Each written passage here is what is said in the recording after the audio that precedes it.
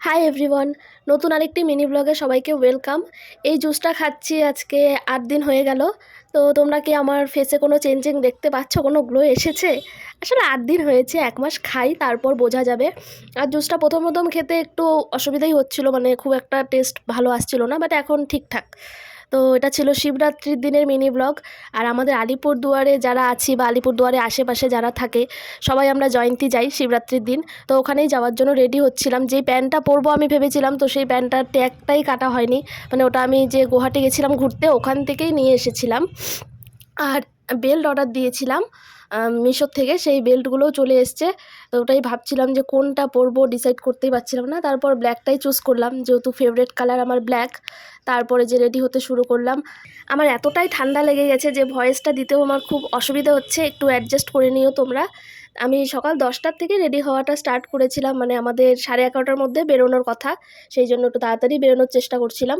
তো ফেসে একটা পিম্পলও হয়ে গেছে, কোথাও যাওয়ার আগে এই কাজটা তো হওয়ারই ছিল। যদিও আমার পিম্পল সবসময় হয় না, খুব কম, যদি শরীর টরীর খারাপ থাকে তাহলেই হয় একটা দুটো।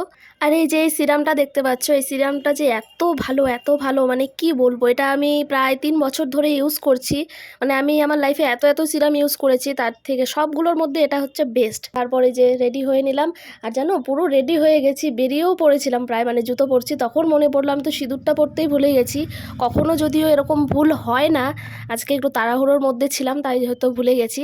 তারপরে যে বরমশাই পুজো দিচ্ছিল, প্রসাদ দিল, প্রসাদ খেয়ে নিলাম। প্রথমে প্রণাম করতে ভুলে গেছি, পরে প্রণাম করে নিলাম। আমার ফাইনাল লুকটা কেমন লাগছে অবশ্যই কমেন্টে জানিও।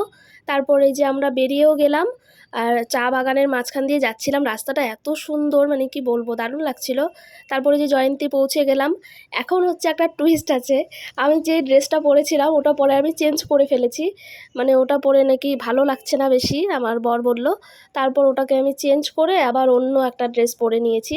তো যাই হোক, তারপর চলে আসলাম জোড়া পাহাড়ে, হাঁটতে হাঁটতে একদম অনেক দূর হাঁটতে হয়েছে, বাইকটা স্ট্যান্ডে রেখে অনেক দূর হেঁটে চলে আসলাম।